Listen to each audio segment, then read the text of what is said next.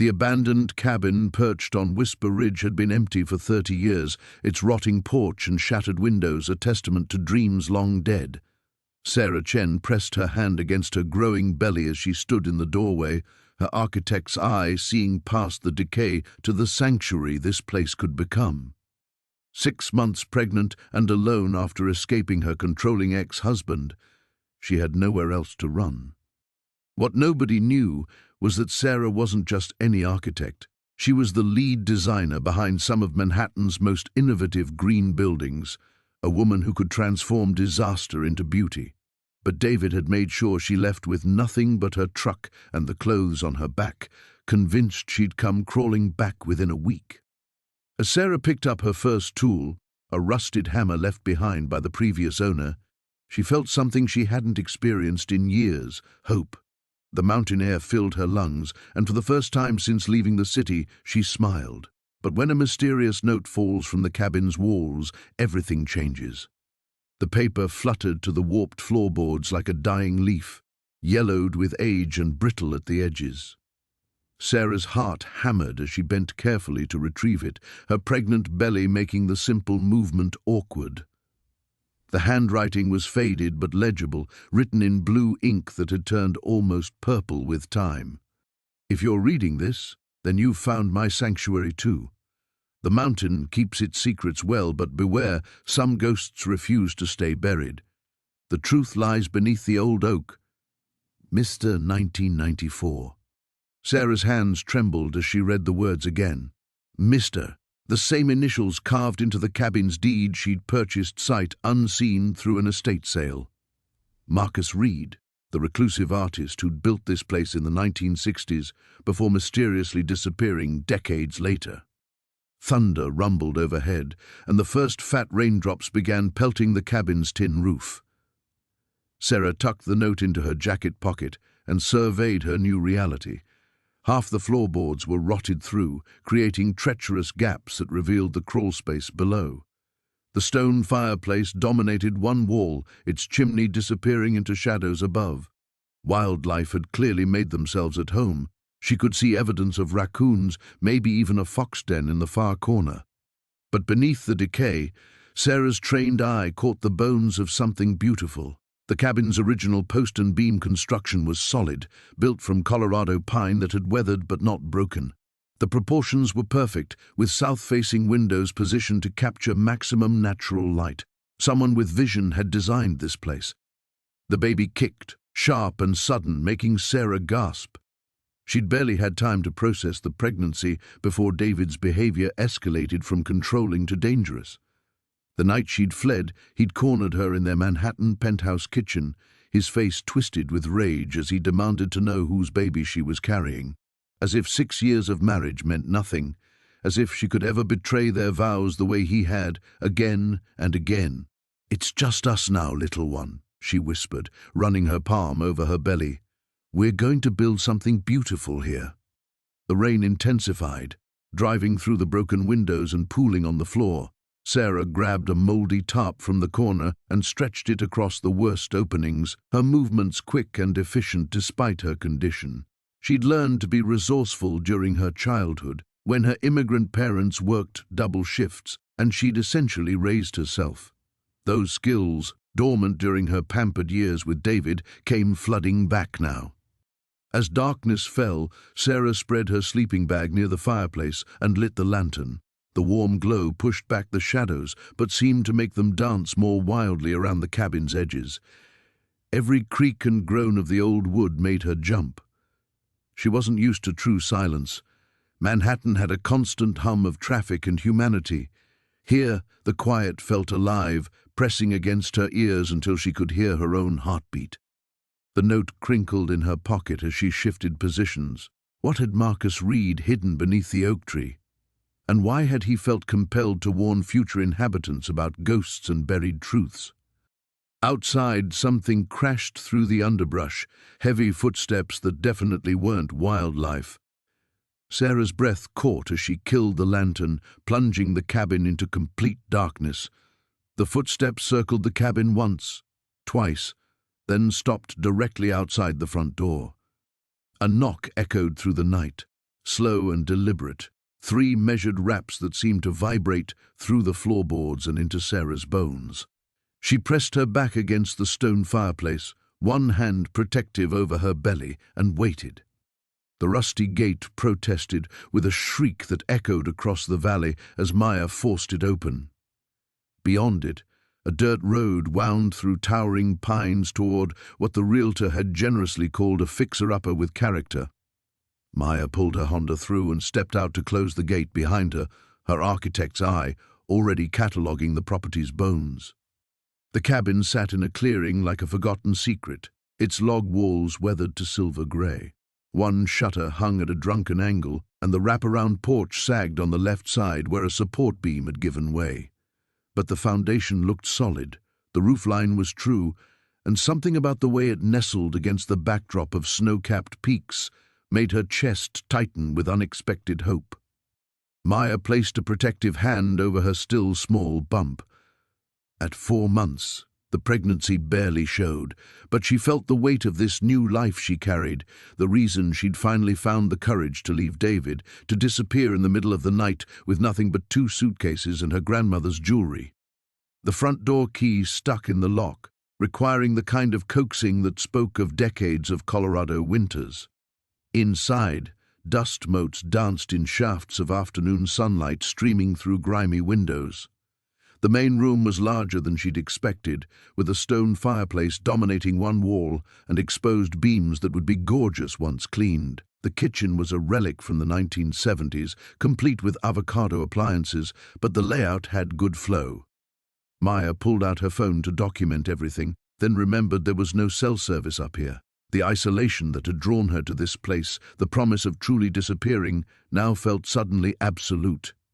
David couldn't find her here even if he tried, which both thrilled and terrified her. She climbed the narrow stairs to investigate the loft bedroom, testing each step for stability. The floorboards creaked but felt solid. From the bedroom window, she could see a small barn and what might have been a vegetable garden once upon a time. This was good land, patient land that had been waiting for someone to love it back to life. A knock at the front door made her freeze. Her heart hammered as she crept to the window, peering down at the porch. A man stood there, tall and broad-shouldered, wearing a flannel shirt and well-worn jeans. Dark hair showed beneath a baseball cap, and he held something in his hands, a basket of some kind. Maya considered not answering. She'd come here to be alone, to figure out how to be herself again without David's constant criticism wearing her down like water on stone. But the man looked harmless enough, and she was miles from any neighbors. If something was wrong, a gas leak, a problem with the property, she needed to know. She made her way downstairs and opened the door, keeping the screen latched between them. The man looked up, and she was struck by his eyes, green as the pines surrounding them, with smile lines that suggested he used them often. He was younger than she'd first thought, maybe early 30s, with the kind of weathered handsomeness that came from working outdoors. "You must be the new owner." His voice was warm, with just a hint of a drawl. "I'm Jack Morrison. I live about a mile up the ridge." He gestured toward the mountains. "Thought you might want to know about the well pump. Old Pete, the previous owner, he had some tricks to keep it running. Mind if I show you?" Maya hesitated. She'd spent the last 3 years learning to be suspicious of helpful men, of charm that might mask control. But this felt different. Jack Morrison stood a respectful distance from the door, and his offer was practical, not personal. "That's very kind of you, but I'm pretty handy with repairs." Jack's smile widened. "I'm sure you are. But this particular pump has been jury-rigged about 6 different ways since 1987. Unless you want to haul water from the creek, you might want the tutorial." Despite herself, Maya almost smiled. She unlatched the screen door and stepped onto the porch, immediately noticing how Jack took a half step back to give her space. "The basket's from my neighbor, Mrs. Chen," he said, holding it out. She insisted on a proper welcome wagon. "There's bread, some preserves, coffee, the essentials." Maya accepted the basket, touched by the gesture from a stranger. "Thank you. That's very thoughtful. Welcome to Whispering Creek." Jack said. "It's not much of a town, more like a state of mind. But the people here look out for each other." As he led her toward the small pump house behind the cabin, Maya realized she hadn't thought about David once since Jack had arrived. For the first time in months, the knot of anxiety in her chest had loosened, replaced by something she'd almost forgotten: curiosity about what tomorrow might bring. The morning light filtered through gaps in the boarded windows like scattered promises, illuminating dust motes that danced in the stale air. Sarah pressed her palms against her lower back and surveyed the living room that would become her sanctuary if she could transform it from its current state of elegant decay. Her phone buzzed against the wooden floor where she'd left it charging. Marcus's name flashed across the screen for the third time since dawn. She let it ring until silence reclaimed the space, then powered the device off entirely. Whatever urgent demands he had could wait indefinitely. The baby shifted inside her, a gentle flutter that reminded her why she was here. 22 weeks along, and already this child felt more real to her than the marble-cold mansion she'd abandoned in Denver. She spoke softly to her belly, a habit that had started during the long drive yesterday. "What do you think, little one? Can we make this work?" A sharp knock echoed through the cabin, followed by a distinctly masculine clearing of throat. Sarah's heart hammered as she approached the door, Marcus's threats about tracking her down still fresh in her memory. Through the peephole, she glimpsed broad shoulders in a faded flannel shirt and dark hair beneath a worn baseball cap. She cracked the door open, keeping the chain latch engaged. "Can I help you?"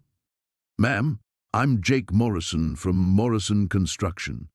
I was doing some work on the Henderson place down the mountain when I noticed smoke from your chimney yesterday." His voice carried the easy cadence of someone raised among these peaks.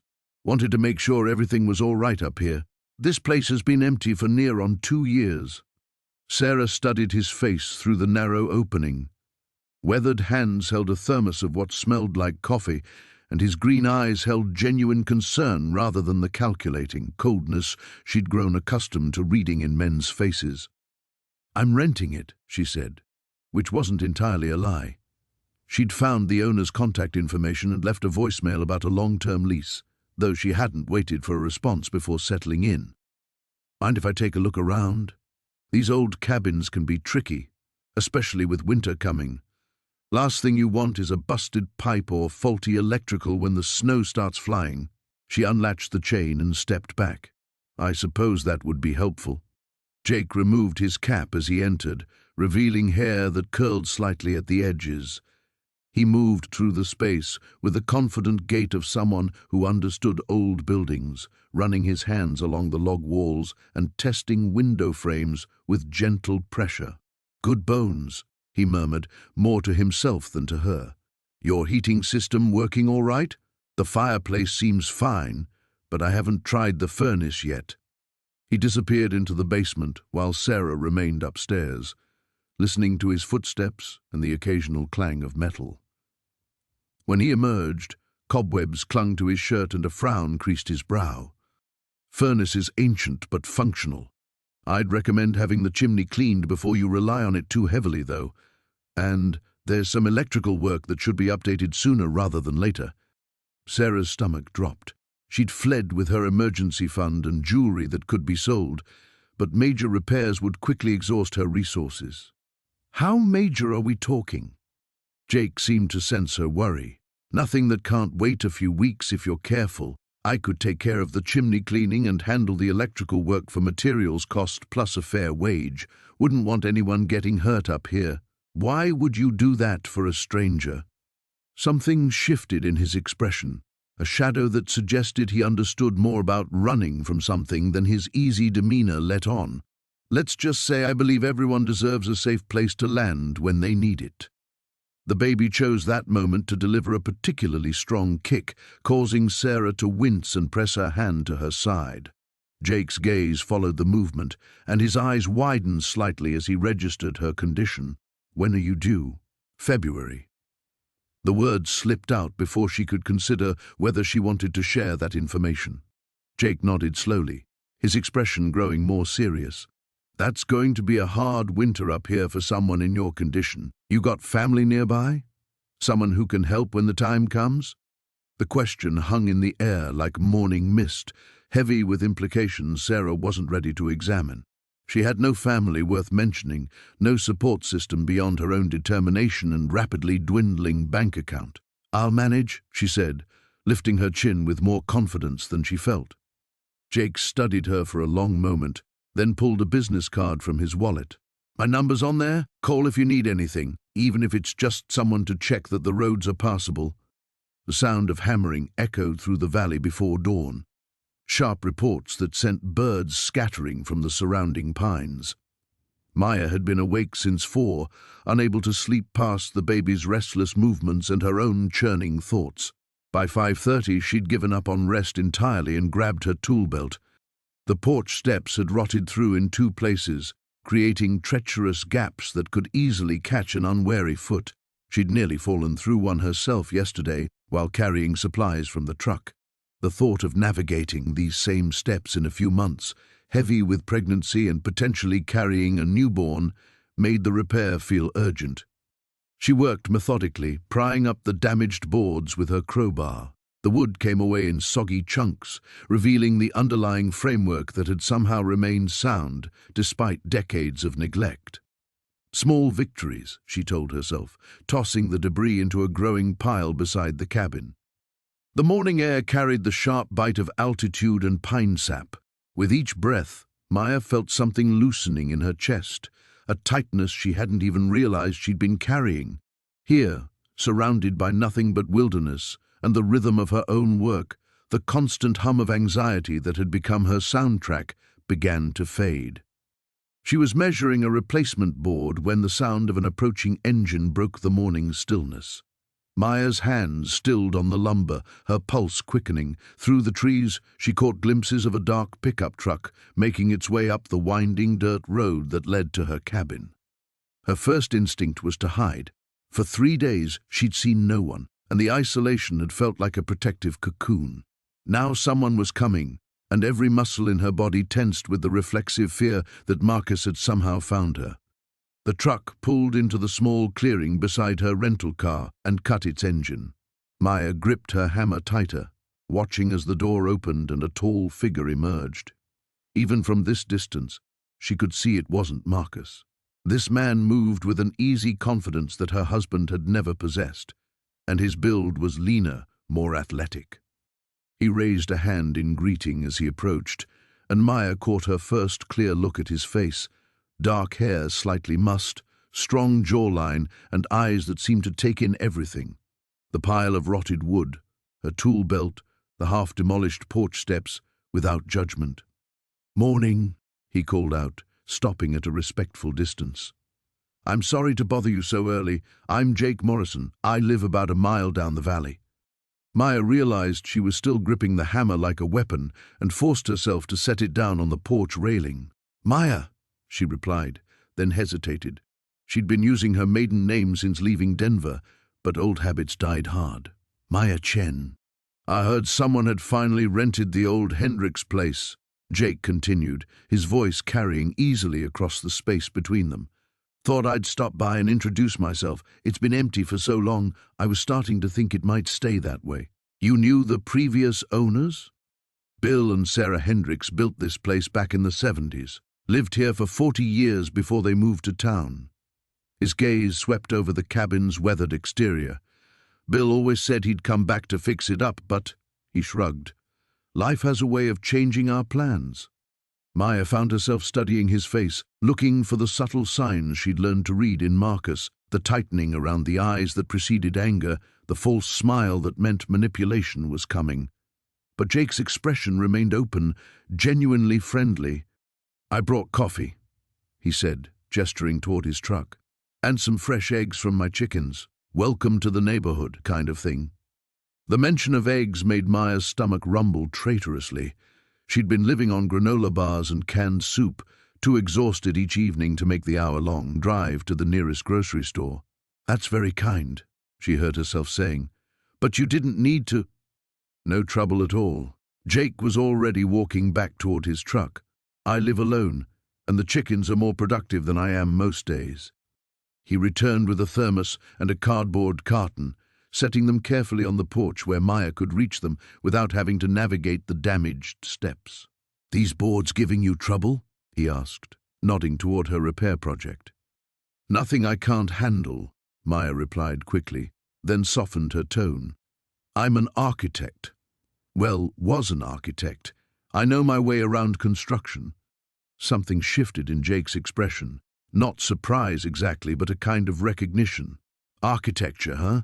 That's a useful skill out here. Half the cabins in this valley were built by weekend warriors who'd never seen a level in their lives." Despite herself, Maya smiled. "I've noticed some creative interpretations of building codes." "That's diplomatic." Jake grinned back, and Maya felt an unexpected flutter of warmth that had nothing to do with the morning sun climbing over the mountains. The sound of hammering echoed through the valley before 7 in the morning, a rhythmic percussion that had become as reliable as sunrise.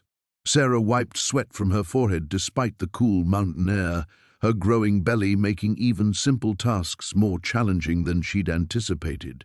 The cabin's front porch sagged dangerously, and she'd already replaced 3 rotted boards. "You're going to hurt yourself." She spun around, nearly losing her balance. Logan stood at the edge of her property, a steaming coffee mug in one hand and what appeared to be a bag of pastries in the other. His dark hair was tousled, and he wore a flannel shirt that had seen better days.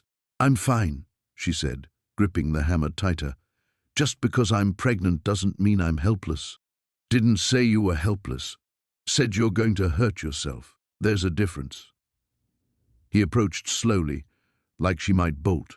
"When's the last time you ate a real meal?" Sarah's stomach chose that moment to growl loudly, betraying her. She'd been surviving mostly on crackers and whatever canned goods the previous owner had left behind. "I eat."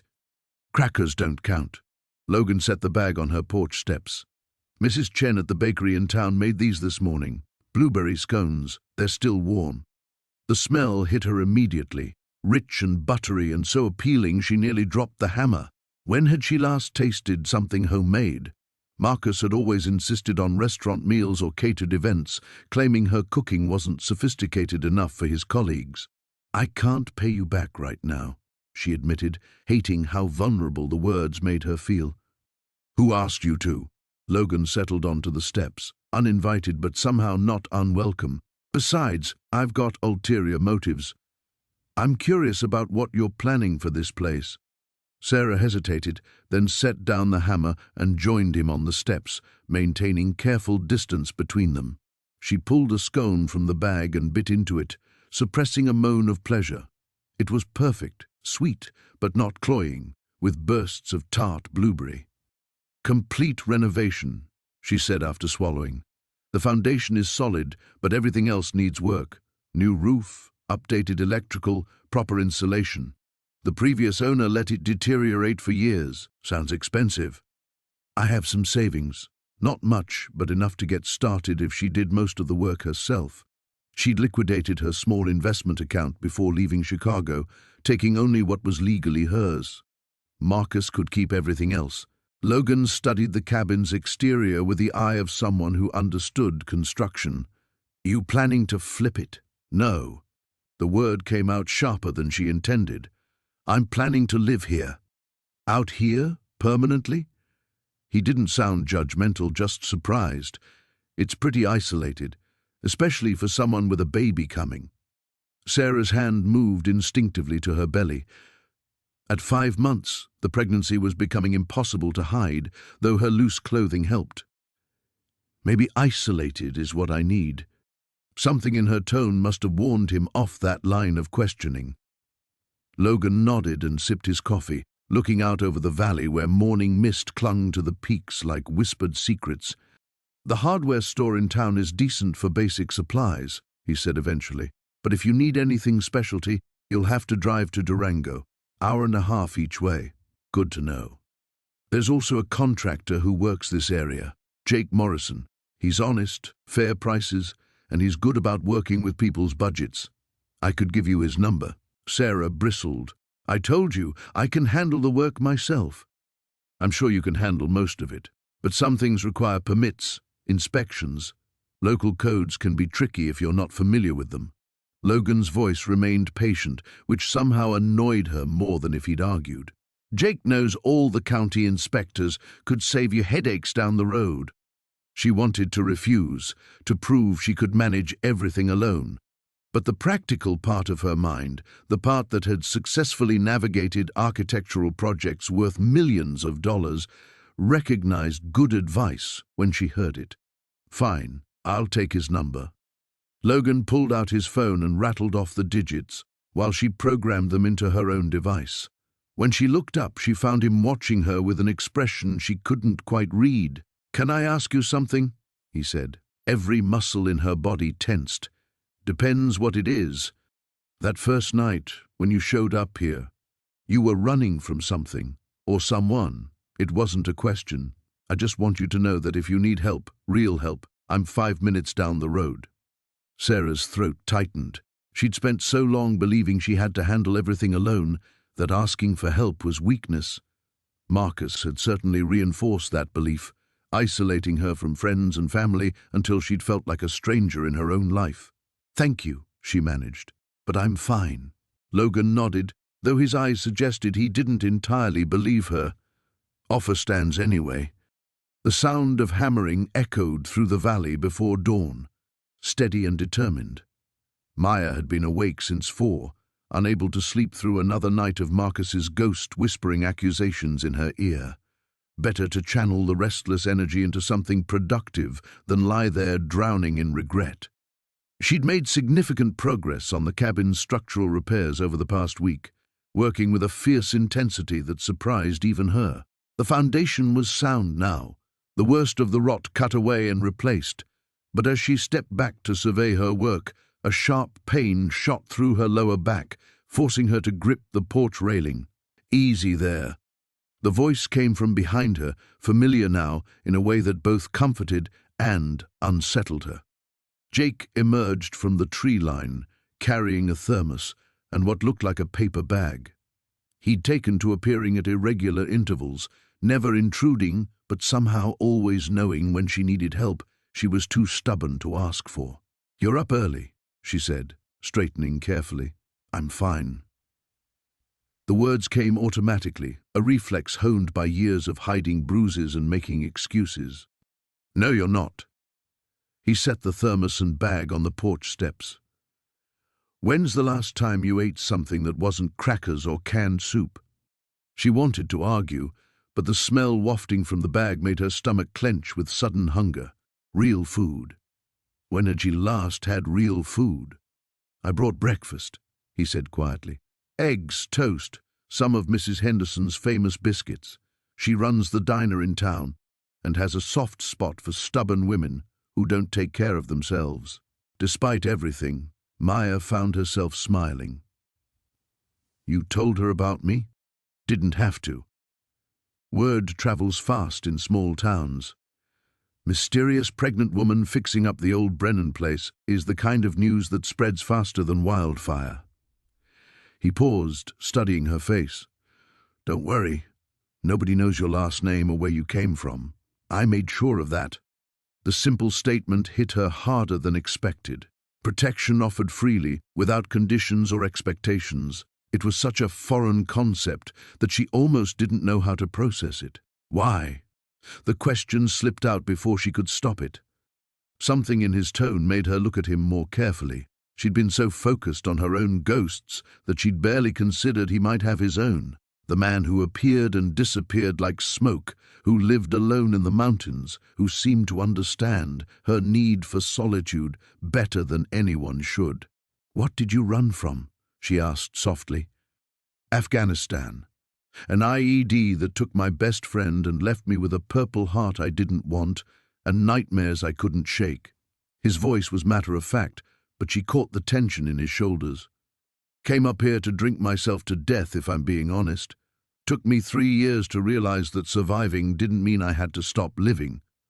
The admission hung between them, raw and honest. Maya felt something shift in her chest, a crack in the wall she'd built around herself. "I'm sorry," she said, and meant it. This time, she didn't argue.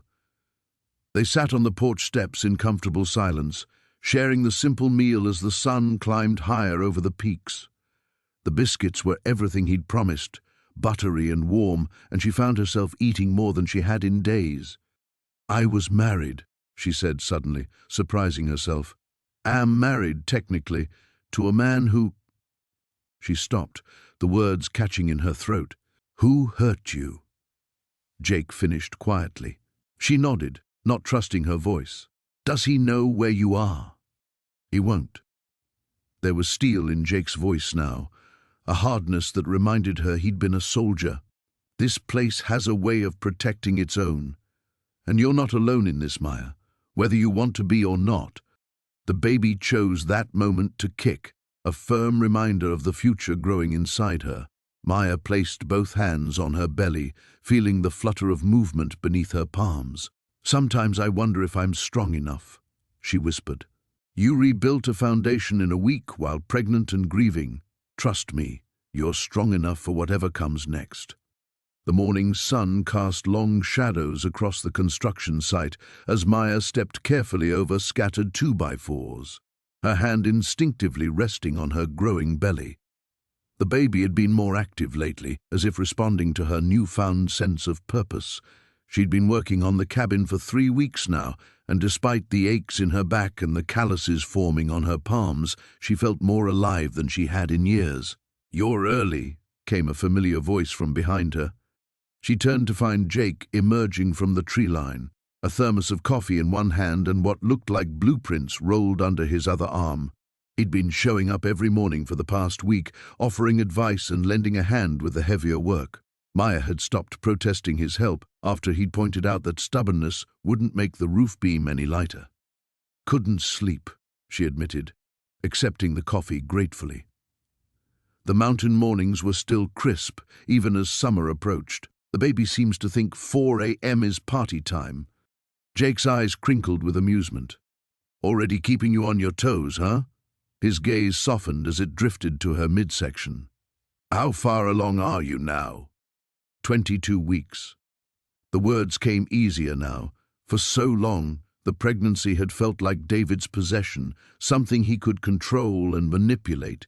Here, with sawdust in her hair and honest work ahead of her, it felt like hers again. "I brought something that might help with the foundation issues you mentioned." Jake unrolled the papers, revealing detailed drawings that took Maya's breath away.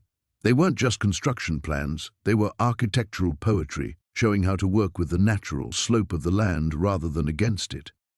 "Jake, these are incredible," she breathed, studying the elegant solutions he'd drafted. "You've redesigned the entire support system." "I may have stayed up a little late myself," he admitted, and she caught the hint of pride in his voice. "I've been thinking about what you said, about the cabin being a sanctuary. It deserves a foundation that'll last." As they spread the plans across her makeshift work table, Maya became aware of Jake's proximity. He smelled like pine and coffee and something uniquely him that made her pulse quicken unexpectedly. When he leaned closer to point out a detail, his shoulder brushed hers, and she felt a flutter in her chest that had nothing to do with the baby. The sensation caught her off guard, followed immediately by a wave of guilt. Was she betraying everything she'd fought to escape by feeling attracted to another man? Was she just trading one dependency for another? "Maya?" Jake's voice was gentle, concerned. "You okay? You look like you've seen a ghost." "I'm fine," she said quickly, stepping back and wrapping her arms around herself. This is all very generous of you. I can't help wondering why." The question hung between them like a bridge neither was sure they should cross. Jake set down his coffee and studied her face with those perceptive brown eyes that seemed to see too much. "Because I know what it's like to need a fresh start," he said finally. "And because I've never met anyone who swings a hammer with the same determination you put into everything else."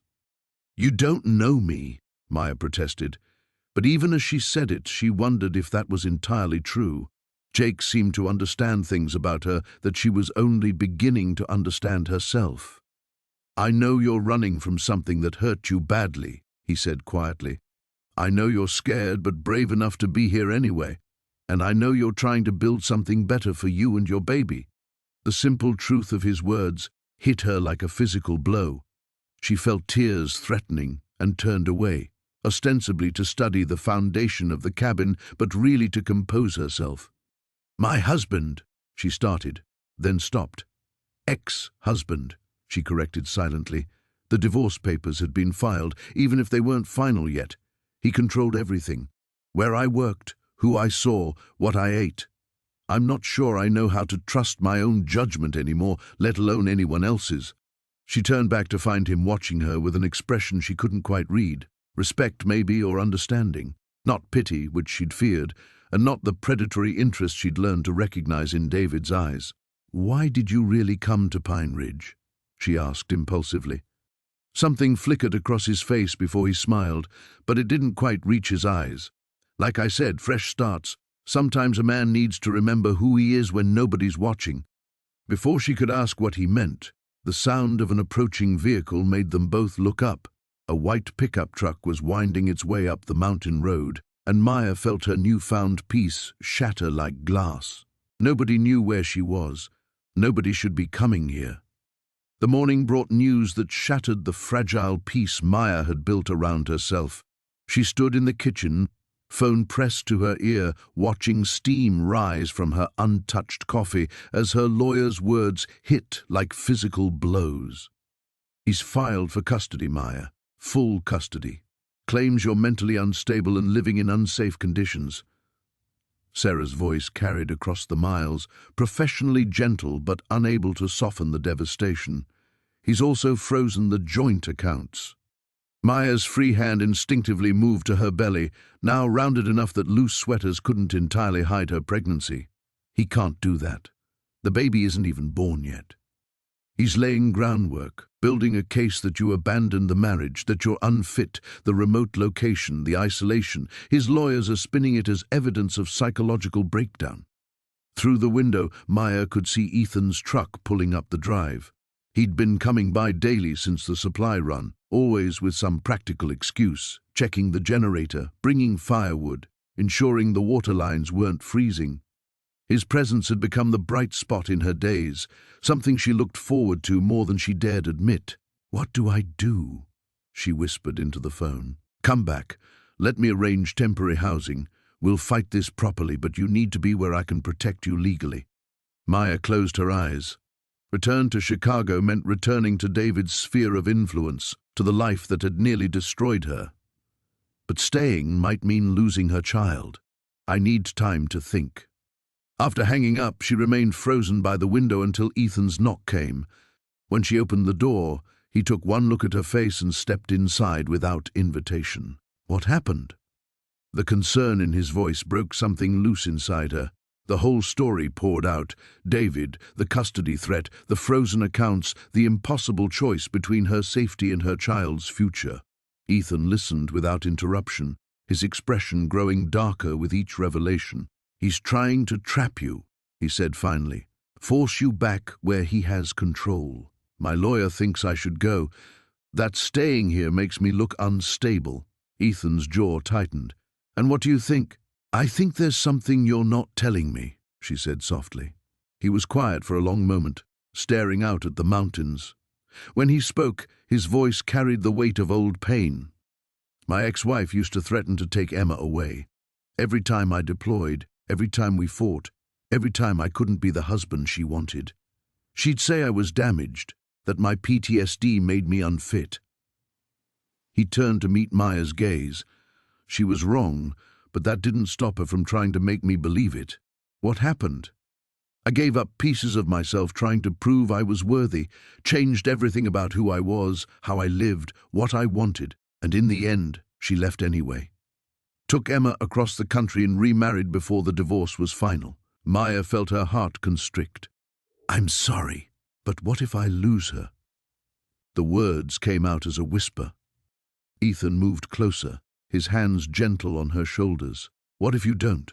What if you stay and build something real here, something strong enough to weather whatever he throws at you? I don't know if I'm brave enough. You drove across the country alone to escape an abusive marriage. You're living in a cabin in the mountains in winter, pregnant and basically alone. You're renovating this place with your own hands. His thumb brushed across her cheek, and she realized she was crying. Maya, you're the bravest person I've ever met. Ethan, she started, unsure what she meant to say. I know the timing is impossible, he said, his voice rough.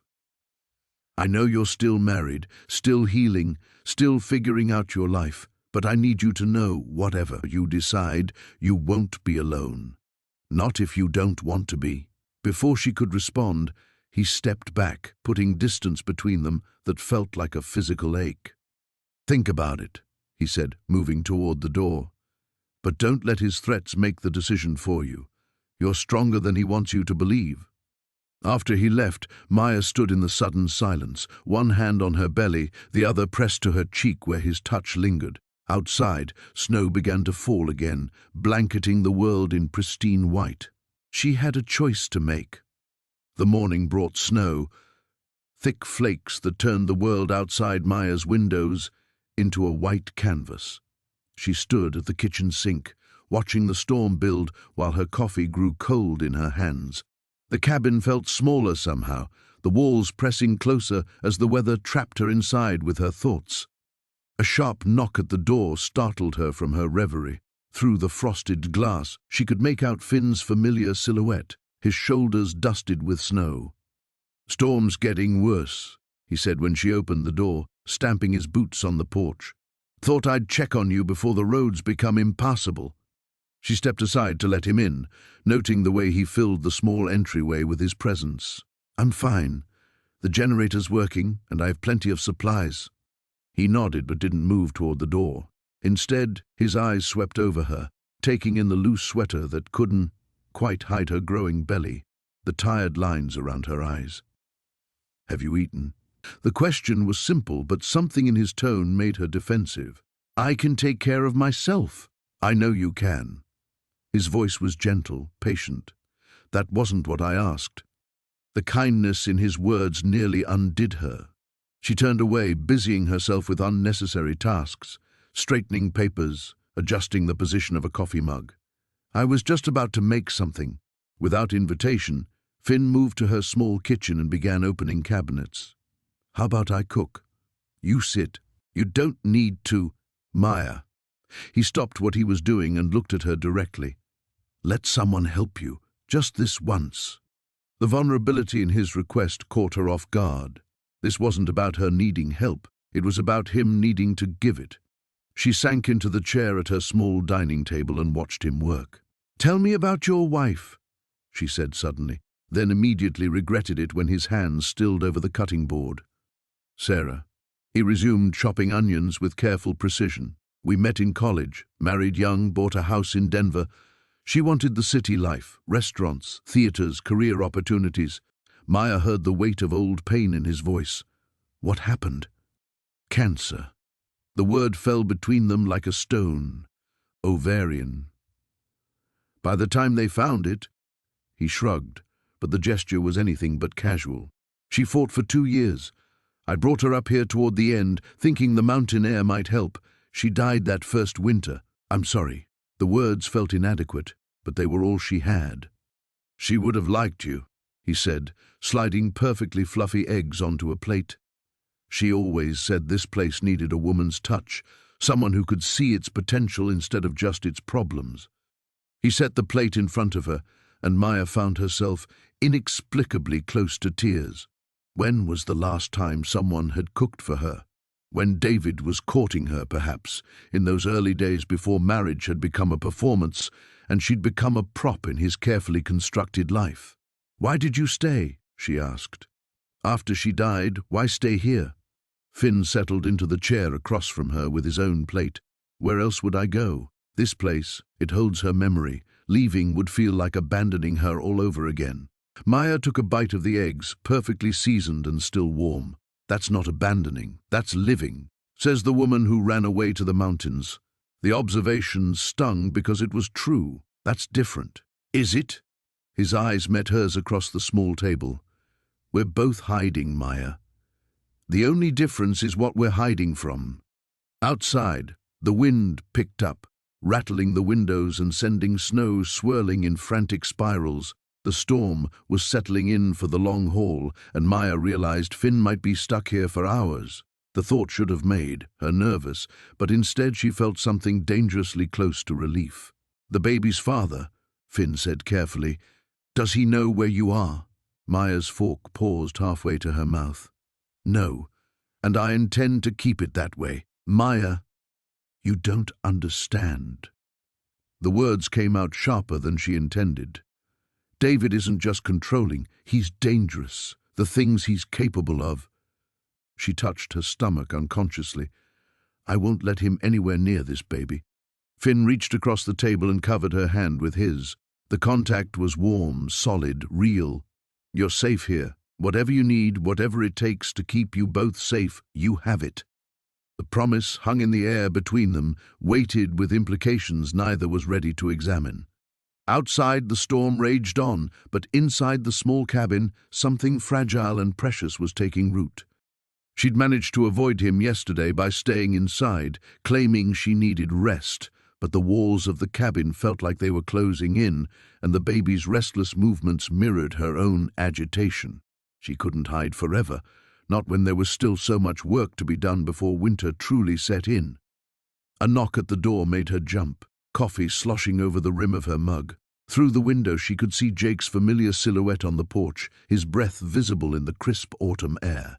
Relief flooded through her as she opened the door.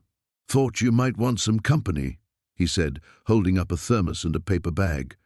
Fresh coffee and Emma's blueberry muffins. You're a lifesaver. She stepped aside to let him in, grateful for his easy presence. Over the past few weeks, Jake had become more than just help with the renovation. He'd become her anchor in this new life she was trying to build. They settled at the small kitchen table, the comfortable silence between them a stark contrast to the tension that had filled the space when Marcus was here. Jake studied her face with those perceptive brown eyes that seemed to see too much. Want to talk about it? He asked quietly. Sarah's hand instinctively moved to her belly, where the baby was doing what felt like somersaults. He wants me to come back to Denver. Says he's changed, that he's been going to therapy. And what do you want? The simple question hung in the air between them. It was the same question she'd been asking herself for days, the one that kept her awake at night staring at the ceiling. I want to believe people can change, she said finally. But I also know that wanting something and it being true are two different things. Jake reached across the table, his calloused fingers covering hers. You don't owe him anything, Sarah. Not after what he put you through. She'd told him about Marcus gradually, in bits and pieces during their long days working side by side. The way her husband's criticism had slowly eroded her confidence. The controlling behavior that had started small and grown until she felt like she was suffocating. The final fight that had sent her fleeing into the night with nothing but her truck and the clothes on her back. He's the baby's father, she whispered, voicing the fear that had been gnawing at her. What if he tries to take custody? What if the courts think a single mother living in an isolated cabin isn't a suitable environment? Then we make sure that doesn't happen. Jake's voice was steady, determined. This place won't be isolated much longer. The road repairs are almost finished, and once we get the solar panels installed, you'll have reliable power. You're creating something beautiful here, Sarah. Don't let anyone make you think otherwise. The conviction in his voice made her chest tight with emotion. When had someone last believed in her like this? When had anyone looked at her dreams and seen possibility instead of foolishness? A movement outside the window caught her attention, and her heart sank as she saw Marcus's rental car pulling up the newly graded road. Jake followed her gaze, his jaw tightening. I should go, he said, starting to rise. No. The word came out sharper than she intended. Please stay. I don't want to face him alone. Jake settled back in his chair, his presence a steadying force as Marcus's footsteps echoed on the porch. This time, Marcus didn't knock. He tried the door handle, frowning when he found it locked. "Sarah, open up. We need to talk." She took a deep breath and opened the door, staying firmly in the doorway to block his entrance. Marcus looked disheveled, his usually perfect hair mussed and dark circles under his eyes. His gaze immediately went to Jake, sitting calmly at the kitchen table. "Who is this?" Marcus demanded. "A friend," Sarah said evenly. "What do you want, Marcus?" "I want to talk to my wife. Alone." "We're separated," she reminded him. "And anything you have to say, you can say in front of Jake." Marcus's face flushed red, the familiar anger sparking in his eyes. For a moment, she saw a flash of the man who had made her life a living hell, and her resolve hardened. "You can't stay up here forever, Sarah, hiding away like some kind of hermit. It's not healthy for you or the baby." "I'm not hiding," she said, surprised by the strength in her own voice. "I'm building a life." These small gestures had become routine over the past 2 weeks, threading themselves into the fabric of her days like golden stitches on dark cloth. She found herself looking forward to the sound of his boots on the porch steps, the way he knocked softly before entering, always giving her the choice to invite him in. Her phone buzzed against the counter, and Maya's stomach clenched when she saw Marcus's name on the screen. She'd blocked his number twice, but he kept finding new ways to reach her. The message was brief but loaded with familiar manipulation. "The lawyers need your signature on the asset division. Don't make this harder than it needs to be." Maya deleted the message without responding, but the damage was done. The peaceful morning shattered like thin ice, letting all the old fears rush back in. Marcus had a way of making everything sound reasonable, necessary, when really he was just trying to maintain control. Even now, hundreds of miles away, he could still make her hands shake. Panic flooded her system, but she forced herself to remain still, to think. The front door was locked, but that had never stopped him before. Her keys were on the hook by the door, her purse on the table. She could be in her truck and gone before he made it to the porch. But where would she go? And why should she run from her own home? The knock came exactly as she remembered. 3 sharp raps, authoritative and demanding. "Maya, I know you're in there. We need to talk. I have nothing to say to you." Her voice carried through the door stronger than she felt. "This is ridiculous. I drove all the way up here because you won't return my calls. The least you can do is have a civilized conversation." Civilized, as if their marriage had been anything approaching civilized in its final months. As if the bruises on her wrists had been civilized, or the way he'd made her question her own sanity. "Leave, Marcus. There's nothing to discuss." "There's our child to discuss." His tone shifted, becoming the smooth, reasonable voice he used in board meetings. "You can't seriously think you're going to raise a baby in this place. Look around, Maya. Look at what you've become." She almost opened the door then, almost fell back into the familiar pattern of defending herself against his carefully crafted attacks.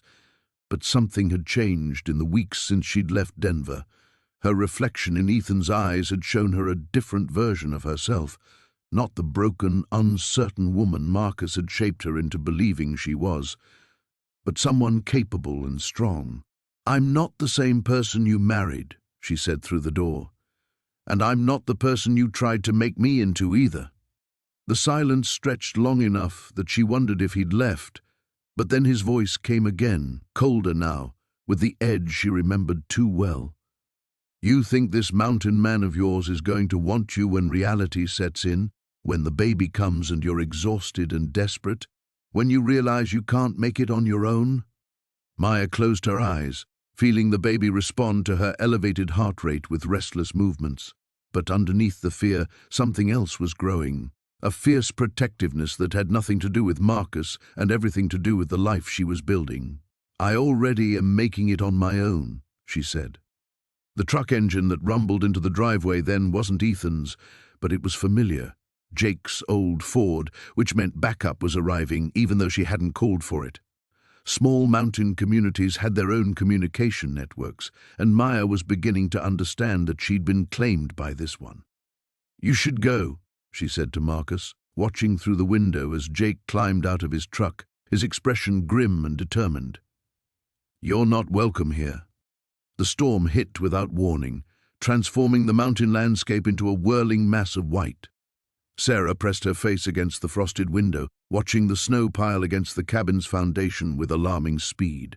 What had started as gentle flurries that morning had escalated into a full blizzard by afternoon. "Power's out," Marcus called from the kitchen, his voice cutting through the howling wind. "Good thing we got the generator running yesterday." Sarah's hand instinctively moved to her belly, where the baby had been unusually active all day, as if sensing the approaching storm. At 7 months pregnant, every weather event felt like a potential crisis, especially this far from civilization. The nearest hospital was 40 miles down a mountain road that would be impassable for days. "How bad is it?" she asked, though the answer was written in the fury outside her window. Marcus appeared beside her, his presence both comforting and unsettling. Over the past weeks, their careful dance around each other had evolved into something deeper, though neither had acknowledged it directly. He studied the whiteout conditions with the practiced eye of someone who'd weathered mountain storms before. "Bad enough. We're looking at being snowed in for at least 3 days, maybe more." He glanced at her rounded form. "You feeling okay? Any concerns?" The careful way he asked told her he was thinking the same thing she was. They were effectively cut off from the outside world with only a satellite phone that worked sporadically in good weather, let alone during a blizzard. Marcus frowned, clearly unconvinced. "Maybe we should try the satellite phone, let someone know our situation." "And tell them what? That a pregnant woman is stuck in a snowstorm? There's nothing anyone can do until it passes." Sarah turned from the window, her practical nature overriding her anxiety. "We have food, water, heat, and shelter. We'll manage." But as the hours passed and the storm intensified, managing became more complicated. The generator sputtered intermittently, plunging them into darkness before roaring back to life. The wind found every crack in the cabin's structure, creating an orchestra of unsettling sounds. Most concerning of all, the baby's movements had shifted from active to agitated, keeping Sarah awake and increasingly uncomfortable. "Can't sleep?" Marcus asked, finding her pacing the living room at 2 in the morning. "Something's off," she admitted, one hand pressed to her lower back where a persistent ache had settled. "It's probably nothing, just stress from the storm." Marcus studied her face in the flickering firelight. "Or it could be something. Sarah, you don't have to pretend everything's fine with me." The gentleness in his voice nearly undid her. For months she'd been the strong one, the woman who'd fled her old life and rebuilt from nothing. But standing there in the middle of a mountain blizzard, feeling her body respond to stresses beyond her control, the facade cracked. "I'm scared," she whispered. "Not just about the storm or being isolated, about everything. About whether I can really do this alone, about what kind of mother I'll be, about whether running away was the right choice or just another mistake." Marcus stepped closer, close enough that she could see the storm reflected in his dark eyes. "You're not alone, not tonight, not during this storm, and not after it passes if you don't want to be." The admission hung between them, like a bridge neither had been brave enough to cross before. Sarah felt something shift inside her, and for a moment couldn't tell if it was emotional or physical. Then the pain hit, sharp and unmistakable, doubling her over. "Sarah!" Marcus caught her as she gripped the back of the sofa, breathing hard. "It's too early," she gasped, though even as she said it, another contraction built. "This can't be happening now." But her body had made the decision for her. The stress of the storm, the isolation, the emotional breakthrough, something had triggered labor, and there was no stopping it. Marcus's training as a volunteer firefighter kicked in, his voice becoming calm and authoritative. "Okay, we're going to handle this. You're strong, the baby's been healthy, and I know enough to help." "You know enough?" Sarah's voice pitched higher as another wave of pain crested. "Trust me," he said, and something in his tone made her look at him differently. "I've done this before. Not exactly like this, but I've delivered babies. We're going to be okay." As if summoned by their need, the storm's fury seemed to pause, the wind dropping to a whisper. In that moment of calm, Sarah felt a strange peace settle over her. Whatever came next, she wouldn't face it alone. The baby, it seemed, had chosen its moment with perfect timing, arriving during the storm that would finally force its mother to stop running. The morning sun cast long shadows across the half-finished kitchen floor as Maya measured the space for the final row of cabinets. Her belly had grown noticeably larger in the past few weeks, making it harder to bend and maneuver, but she refused to slow down. Winter was coming early this year. She could feel it in the crisp mountain air that made her breath visible even inside the cabin. A truck door slammed outside, followed by familiar footsteps on the porch. Ethan appeared in the doorway carrying 2 steaming coffee cups and a paper bag that smelled like cinnamon rolls from the bakery in town. "You're working too hard," he said, setting the breakfast on the makeshift table they'd constructed from sawhorses and plywood. "The baby needs you to rest. The baby needs a finished house before the snow flies." Maya accepted the decaf coffee gratefully, wrapping her cold fingers around the warm cup. "Besides, I feel fine." It was mostly true. The morning sickness had finally subsided, replaced by a restless energy that drove her to work longer hours than she probably should. But there was something else pushing her, a growing urgency she couldn't quite name. Ethan studied her face with those observant eyes that seemed to see too much. "You've been having the dreams again." It wasn't a question. Somehow he'd learned to read the signs, the dark circles under her eyes, the way she startled at unexpected sounds, the tension that gathered in her shoulders like a storm front. "They're getting more frequent," she admitted, sinking onto one of the stools he'd built for the kitchen island. "Always the same thing. David finding me here, destroying everything we've built." She placed a protective hand over her belly, taking the baby. "That's not going to happen." Ethan's voice carried a quiet certainty that made her want to believe him. "The restraining order is just a piece of paper." The words came out sharper than she intended. "You don't know him like I do. David doesn't accept defeat. He sees everything as his property, including me." Ethan moved closer, his presence solid and reassuring. "Then we'll be ready for him." The simple declaration hung between them, weighted with implications neither of them had fully voiced. We. When had they become a we? When had this man with gentle hands and patient eyes become someone she counted on for more than just construction help? "I can't ask you to." "You're not asking." He reached out as if to touch her face, then seemed to think better of it, his hand falling back to his side. "Maya, you have to know by now that I'm not going anywhere." The baby chose that moment to kick, a sharp jab that made her gasp and press both hands to her side. Ethan was beside her instantly, his face creased with concern. "Just active today," she said, but the movement had been stronger than usual, almost urgent, as if the little one inside her could sense her anxiety. "Let me feel." The request was hesitant, respectful. They'd been growing closer over the weeks of working side by side, but he'd maintained a careful distance, never presuming anything. Maya guided his hand to where the baby was moving, and they both went still as another kick landed squarely against his palm. The wonder that spread across Ethan's face made something deep in her chest tighten with an emotion she wasn't ready to name.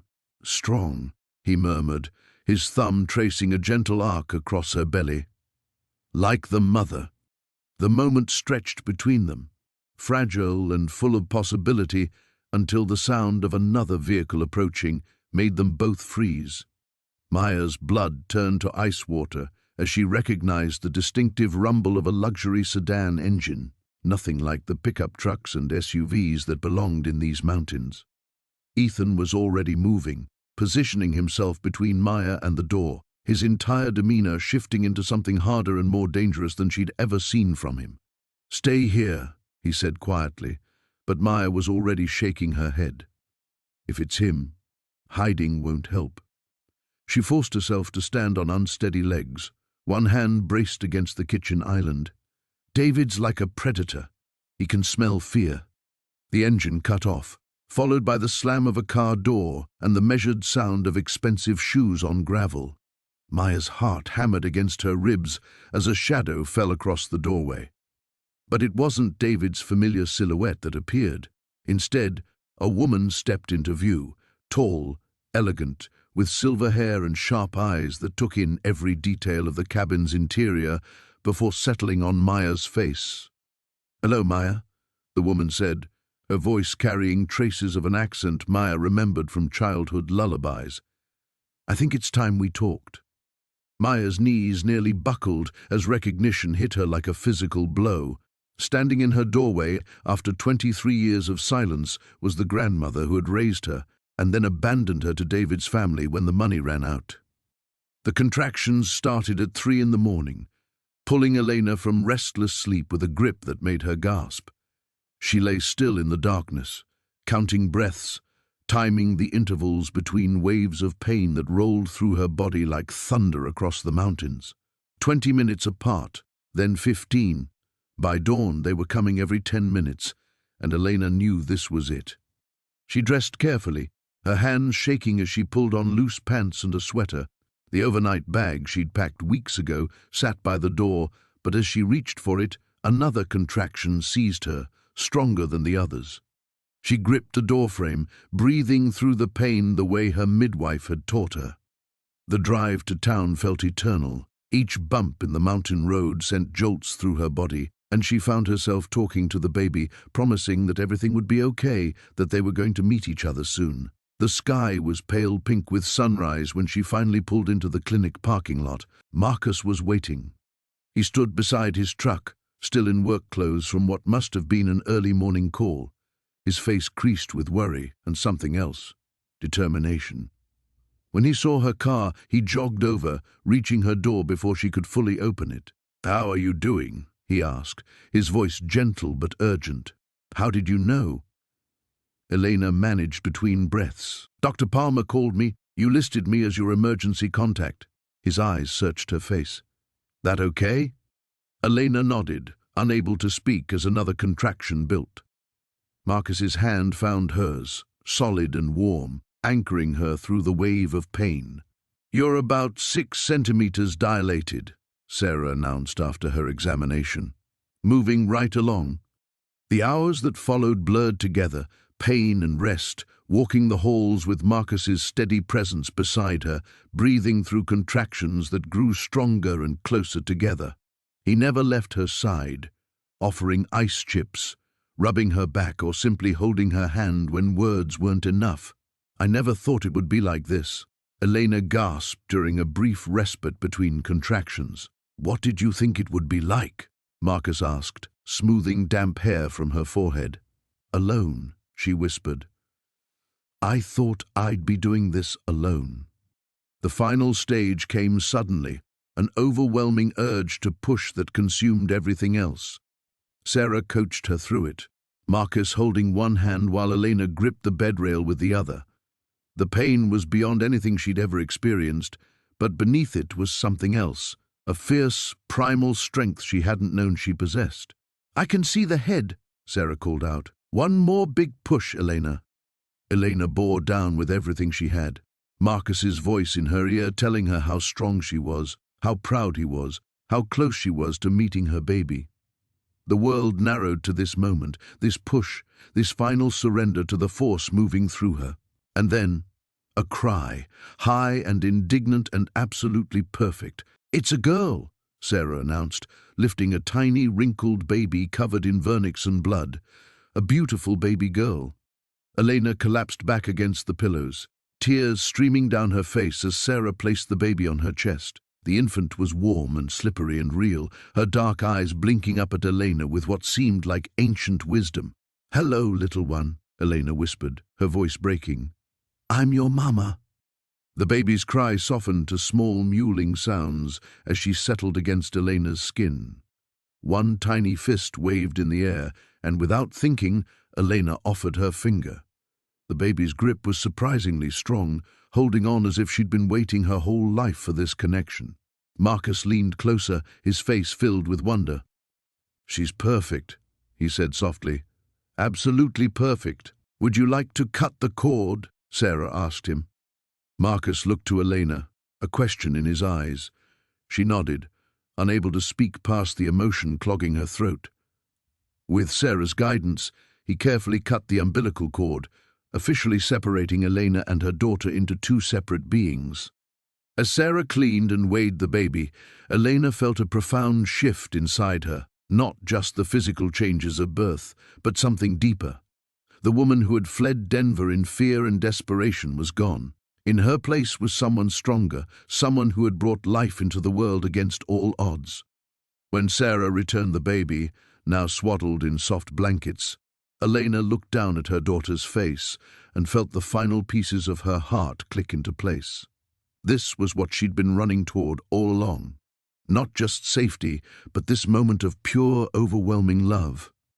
The storm that had been threatening all morning finally broke, just as Elena finished installing the last of the safety railings on the cabin's front porch. She barely made it inside before the sky opened up, sending sheets of rain against the windows with a ferocity that made the glass shudder. At 7 months pregnant, she moved more carefully now, her body demanding a different rhythm. She settled into the rocking chair that Marcus had surprised her with last week, claiming he'd found it at an estate sale in town. The smooth, worn wood felt warm under her palms as she watched the storm transform the valley into a watercolor painting of greys and greens. The baby kicked, a strong flutter against her ribs that made her smile. "You're restless today too, aren't you?" she murmured, running her hand over the curve of her belly. The doctor in Aspen had confirmed what she already knew. Everything was progressing perfectly, but more than that, she felt strong in a way she hadn't in years. The mountain air, the physical work, the peace of this place had rebuilt her from the inside out. Her phone buzzed on the side table. Marcus, checking if she was okay in the storm.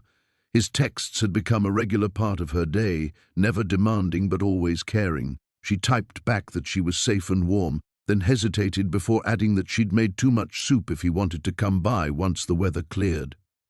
The invitation felt significant, though she couldn't say why. They'd shared meals before, worked side by side on the cabin renovations, talked late into the evening about everything from architecture to dreams they'd carried since childhood. But something had shifted in recent weeks, a current of possibility that hummed between them whenever they were in the same room. She was just reaching for the book she'd been reading when she heard a truck door slam through the rain. Moments later, Marcus appeared on her porch, soaked despite his rain jacket, carrying what looked like a toolbox. "What are you doing out in this weather?" she called as she opened the door. He grinned, water dripping from his hair. "Your gutters are overflowing on the north side. Thought I'd take a look before you get water damage." "Marcus, it's pouring. That can wait." "5 minutes," he said, already moving toward the problem area. "I promise." She watched from the doorway as he positioned his ladder and climbed up to clear the blockage, his movements efficient despite the rain. The sight of him working in the storm, concerned about her home when he could have been safe and dry in his own, stirred something deep in her chest. When he finally came inside, she handed him a towel and pointed toward the bathroom. "Go change. There are some of David's old clothes in the closet that should fit." David. She'd said her brother's name without the usual pang of grief, she realized. The healing wasn't complete, might never be, but it had progressed enough that she could offer his clothes to someone who needed them without feeling like she was giving away pieces of her heart. Marcus emerged wearing David's flannel shirt and jeans, both slightly too big but serviceable. "Thank you," he said quietly, and she knew he understood the significance of the gesture. They ate soup by the fireplace while the storm raged outside, talking about Elena's plans for the cabin's final touches and Marcus's upcoming trip to Denver for a forestry conference. But underneath the easy conversation, Elena felt the weight of unspoken words. "I've been thinking," she said finally, setting down her empty bowl, "about what comes next." Marcus's attention sharpened. "And I want to stay here, permanently." The words felt like stepping off a cliff, but also like coming home. "I know it's not practical with a baby coming, and winter will be challenging, but—" "Elena." His voice was gentle but firm. "You don't have to justify wanting to build a life here. This place, this peace, you've earned it." She met his eyes across the small space between them. "I can't do it alone, though. Raising a child, maintaining this property, starting over." She took a breath. "I'm not asking you to solve my problems or be something you're not, but I need you to know that whatever this is between us, I feel it too." The admission hung in the air like the rain outside, natural and necessary and transformative. Marcus moved to the couch beside her, close enough that she could see the flecks of gold in his brown eyes. "I've been waiting for you to be ready to hear this," he said. "I love you, Elena. Not because you need saving or because I want to fix anything. Because you're brave and stubborn and you make me want to be better than I thought I could be." When he kissed her, it tasted like possibility and promise, like the rain that would nourish new growth come spring. 3 weeks had passed since David's last attempt to contact her, 3 weeks since she'd finally blocked his number and deleted his voicemails without listening. The relief should have been complete, but instead she found herself caught in a strange limbo between her old life and whatever came next. "You're thinking too loud again," Jake called from the yard, setting down the axe and brushing snow from his jacket sleeves. Emma smiled despite herself. He'd developed an uncanny ability to read her moods, even from a distance. "Just planning the day," she called back, though they both knew it was more than that. The truth was, with the cabin nearly finished and her divorce papers finally signed, Emma faced a question she'd been avoiding for months. What did she actually want her new life to look like? Jake stamped his boots on the porch before entering, bringing with him the scent of pine and winter air. "Planning the day, huh?" He moved to the coffee pot, pouring himself a cup while stealing glances at her. "Does that planning include deciding whether you're going to take that job offer?" The architectural firm in Denver had called yesterday with an offer that would solve her immediate financial concerns and provide stability for the baby. A safe choice, a practical choice. Everything the old Emma would have jumped at without hesitation. "I keep thinking about what my life looked like 6 months ago," she said, settling into the chair Jake had built for her by the window. "Everything planned out, scheduled, controlled. I thought that was what I wanted. And now?" Emma traced patterns on the frost-covered glass. "Now I wonder if I was just hiding behind all that structure because I was afraid of making real choices." Jake sat across from her, his weathered hands wrapped around the warm mug. The morning light caught the silver threads in his dark hair, and Emma felt that familiar flutter in her chest that had nothing to do with pregnancy. "What would a real choice look like?" he asked quietly. Before she could answer, the sound of tires on gravel interrupted them. Emma's stomach clenched automatically. Months of unexpected visitors had trained her to expect the worst, but Jake's calm expression reassured her. "That'll be Sarah," he said, rising to look out the window. "I asked her to stop by this morning." Emma raised an eyebrow. "You asked my midwife to make a house call? Is there something you're not telling me?" "Actually, there's something I'm hoping to tell you. But Sarah has some news first." The older woman bounded up the porch steps with characteristic energy, her medical bag in one hand and a manila envelope in the other. After greeting them both with hugs, she settled at the kitchen table with barely contained excitement. "I have a proposition for you, Emma," Sarah began, sliding the envelope across the table.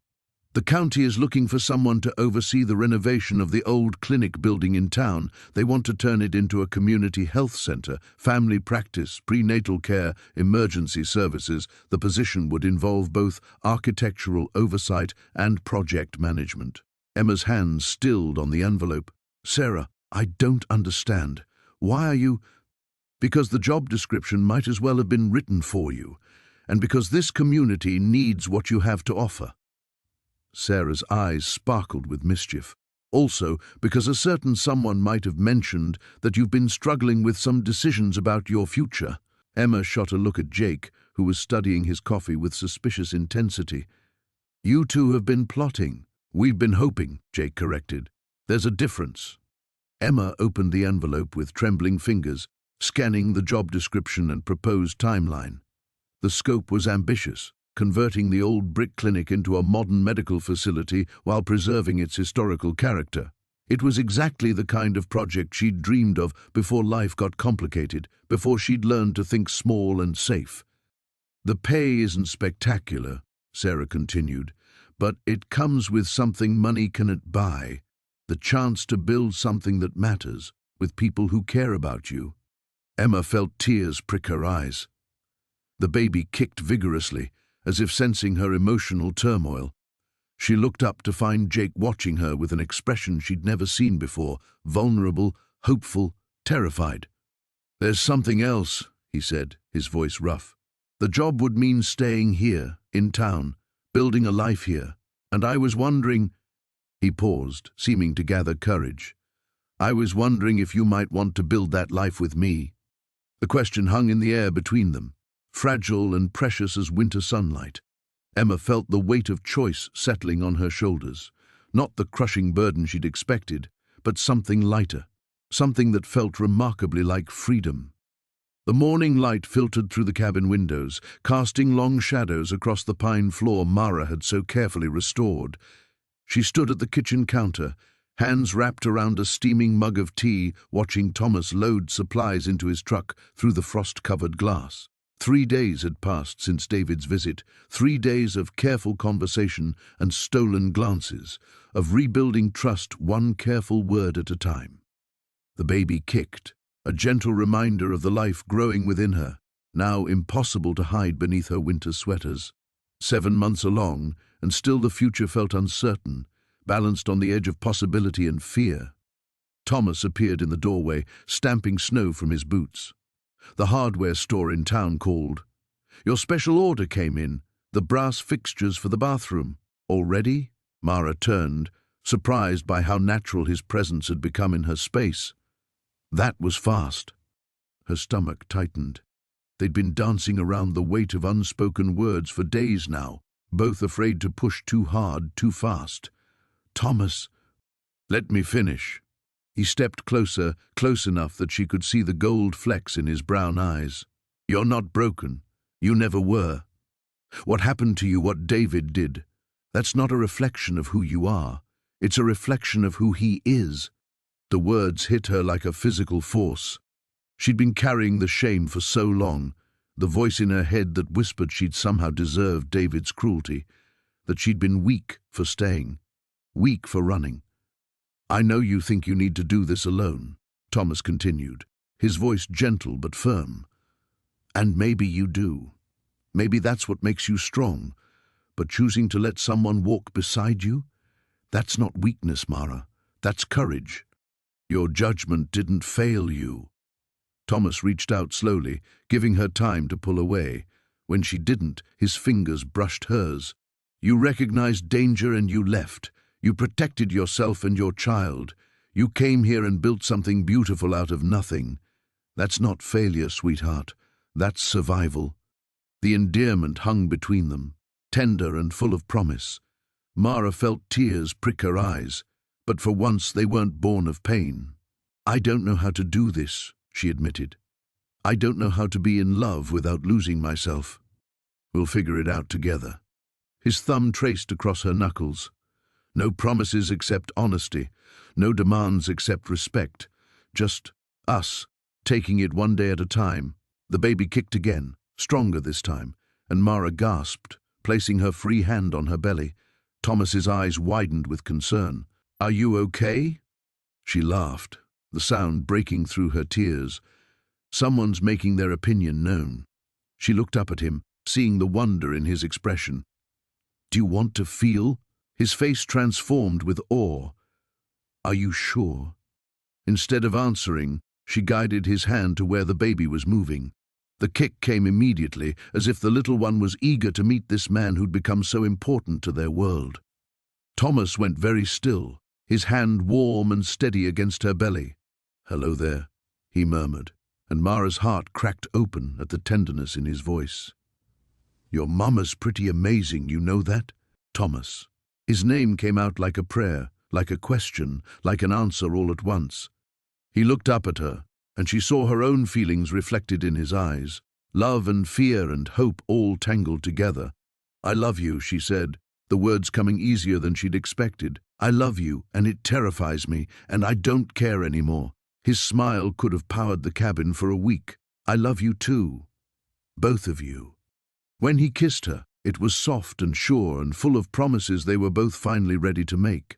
The morning light painted them in gold, two people who'd found each other in the wilderness, who'd chosen to build something new from the broken pieces of their pasts. Outside, the mountains stood sentinel, ancient and enduring. Snow began to fall again, but inside the cabin, their cabin, warmth bloomed like spring arriving early. Mara had come here to escape, to hide, to survive. She'd found something better. She'd found home. The baby kicked once more, as if sealing the moment with approval, and Mara knew that whatever came next, they would face it together. The three of them, building a future as solid and beautiful as the cabin that sheltered them. The morning sun painted golden streaks across the cabin's newly finished walls as Elena stood in the doorway, her hand resting on her rounded belly. 6 months had passed since she'd first arrived here, broken and desperate, and now the space felt like home in a way her pristine city apartment never had. The rough-hewn beams overhead bore witness to countless hours of careful restoration, each plank and joint a testament to her determination to build something real. A soft knock interrupted her reverie. Through the window, she could see Marcus approaching with 2 steaming coffee cups, his breath visible in the crisp mountain air. The sight of him still made her heart skip, though she'd long since stopped fighting the feeling. "Thought you might need some fuel before the big reveal," he said, stepping inside and handing her a cup of herbal tea instead. He'd been careful about things like that, remembering the small details that mattered now. "I can't believe they're almost here," Elena said, accepting the warm mug gratefully. Today marked the completion of not just her cabin renovation, but something far more significant. Her sister Sarah and parents were driving up from Denver to see what she'd built, both in terms of the physical structure and her new life. Marcus moved to stand beside her, close enough that she could feel the warmth radiating from his flannel shirt. "You've done something incredible here, Elle. Not just the cabin, though that's pretty amazing too." She leaned into him, marveling at how natural it felt. The past months had been a careful dance between them, building trust alongside the renovations. He'd never pushed, never demanded more than she was ready to give. Instead, he'd shown up consistently, helping with difficult repairs, bringing groceries during heavy snowfalls, sitting quietly with her during the nights when anxiety about the future kept sleep at bay. The sound of car tires on gravel made them both turn toward the window. Elena's pulse quickened as she recognized her father's SUV winding up the drive. She hadn't seen her family since Christmas, when she'd finally told them about Marcus and how much he'd come to mean to her. "They're here," she whispered, suddenly nervous. "Hey!" Marcus caught her hand, his calloused fingers intertwining with hers. "You've got this. Look what you've accomplished." The car doors slammed, and Elena heard her sister's familiar laugh carried on the mountain breeze. Taking a deep breath, she stepped onto the porch just as Sarah rounded the corner of the cabin. "Oh my God, Elena!" Sarah's eyes went wide as she took in the transformed structure. "This is incredible!" Their parents appeared moments later, her mother's face lighting up with a smile that reached her eyes for the first time in years. "Sweetheart, this is beautiful." Her father, typically more reserved, walked slowly around the porch perimeter, running his hands along the perfectly joined railings. "You did all this yourself?" "Well, I had some help," Elena said, glancing at Marcus, who was hanging back respectfully. "Mom, Dad, Sarah, I'd like you to officially meet Marcus." As they toured the interior, Elena watched her mother's expression soften with each room. The kitchen with its reclaimed wood countertops and vintage fixtures, the living area where afternoon light streamed through the salvaged windows she'd painstakingly restored, the small nursery she'd begun preparing, painted in soft yellows and greens. "You've found yourself here," her mother said quietly when they had a moment alone. "I can see it in your face. You're glowing, and it's not just the pregnancy." Elena felt tears prick her eyes. It wasn't easy. There were so many nights I wondered if I was crazy for leaving everything behind. The best changes never are easy, her father said, appearing beside them. But look what you've built. Not just this cabin, a whole new life. I'm proud of you, Elena. Prouder than I think I've ever been. As the afternoon wore on, filled with laughter and shared meals around her handmade dining table, Elena realized that this was what home actually felt like. Not the sterile perfection she'd once thought she wanted, but this warm chaos of people who loved her, in a space she'd created with her own hands. When evening began to fall and her family prepared to leave, promising to return soon, Marcus helped her clean up while she stood in the doorway again, watching their taillights disappear down the mountain road. "No regrets?" he asked softly, coming up behind her and wrapping his arms around her waist, his hands resting gently over their growing child. Elena leaned back against his chest, feeling the steady rhythm of his heartbeat. "None," she said, and meant it completely. "This is exactly where I'm supposed to be." The mountains stretched endlessly before them, painted purple and gold in the dying light, full of infinite possibility.